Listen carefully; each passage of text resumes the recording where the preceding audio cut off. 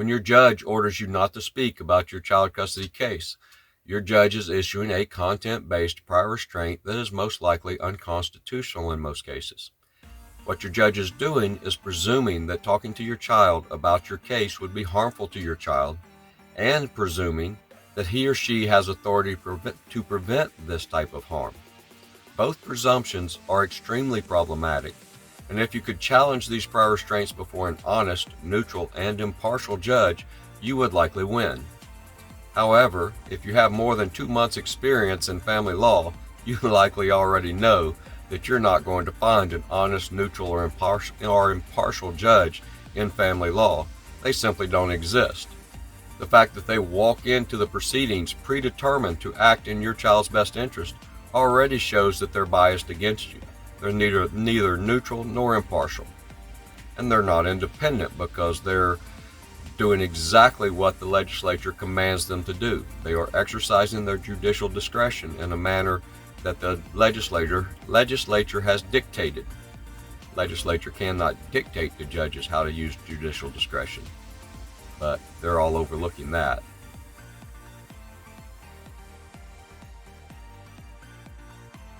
Make sure that you don't do or say anything the judge doesn't like. How do I know what the judge likes or doesn't like? I believe I have the right to choose how I raise my own child. Oh, you'll have to represent yourself then. This kind of prior restraint is content-based because the topic of the custody case is the speech that is prohibited. Content-based prior restraints move up to strict scrutiny protection, which is the highest standard of constitutional protection. It is extremely unlikely that telling a parent that they cannot discuss their case with their child could survive this standard, again, before a neutral and impartial judge, which you won't find in family law. Even among content-based prior restraints, there is an even higher order of content that is prohibited.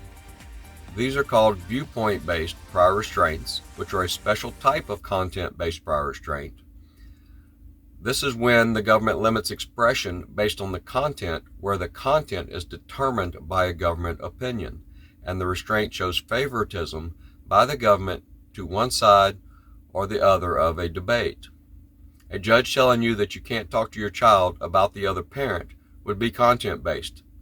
When your judge orders you not to make disparaging remarks about the other parent to your child, this is viewpoint-based. The problem here is that your judge is targeting specific viewpoints and limiting only those viewpoints. Prohibiting all speech about the other parent doesn't make the viewpoint you choose to express the limiting factor. There, only the content of the speech is limited. Prohibiting derogatory speech targets the viewpoint you are seeking to express. Your judge may not like your derogatory speech about the other parent, but your judge cannot lawfully restrict or punish that speech. If your attorney were actually doing their job, your attorney would object to this viewpoint-based prior restraint. The fact that they do not demonstrates that they are either do not know to object, or they are complicit with the judge in attempting to restrict your expression to meet their own viewpoints of what's best for your child. Family law attorneys often take it upon themselves to act in what they believe to be your child's best interests, not in your best interests. This is actually something you can sue your attorney over, because they have a fiduciary duty to pursue your interest and nobody else's. One of the major problems in family law is that everybody involved is trying to act in your child's best interest, or at least they're claiming to, but nobody is actually following the law or doing the jobs they're supposed to do. I had a conversation with an attorney one time on Facebook, and the attorney was bragging about doing what he thought was in the child's best interest. And I pointed out to him, after several back and forth conversations, that when you acted in the child's best interest instead of your client's interest, you violated your fiduciary duty to your client, correct? And instead of answering me, that attorney deleted all his comments and disappeared.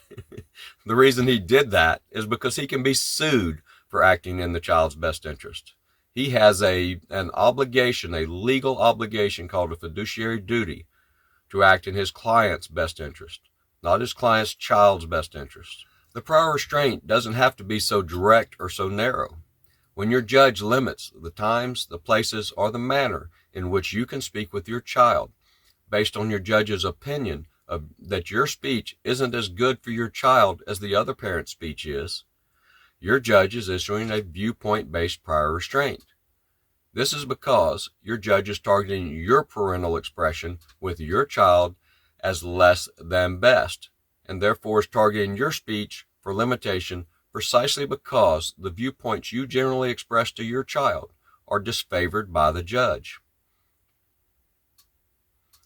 Best interest of the child is a viewpoint that, when applied as justification for limiting your ability to speak with your child, becomes a viewpoint-based prior restraint on speech that is presumptively unconstitutional, and viewpoint-based prior restraints on speech are rarely, if ever, found to be justified in an honest court.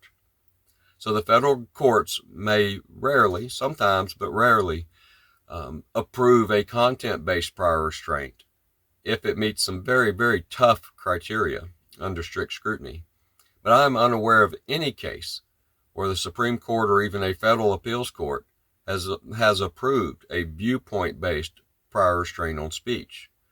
That's the hardest thing to do, if it can be done at all, because the federal courts highly disfavor prior restraints on speech that are content-based, and they absolutely disfavor viewpoint-based prior restraints, because all a viewpoint-based prior restraint is an opinion by the judge that's unsubstantiated by anything other than the judge's opinion. And based on that opinion of one individual, your fundamental First Amendment rights to speak are limited or shut down completely. And that's just absurd.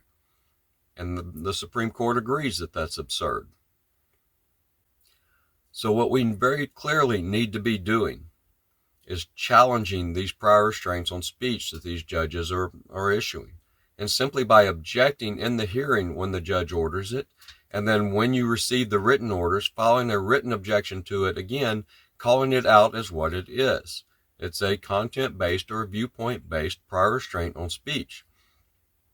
And if you call it out and point it out and object to it and raise it on appeal if you go to appeal, we can get these courts to stop doing this eventually. Right now they're doing it because nobody's complaining. The attorneys are complicit in it. The attorneys are not challenging it. The attorneys are not appealing it, because the attorneys want to be the nice, good guys and act in your child's best interest. And oh, whoa, everybody needs to care about the child.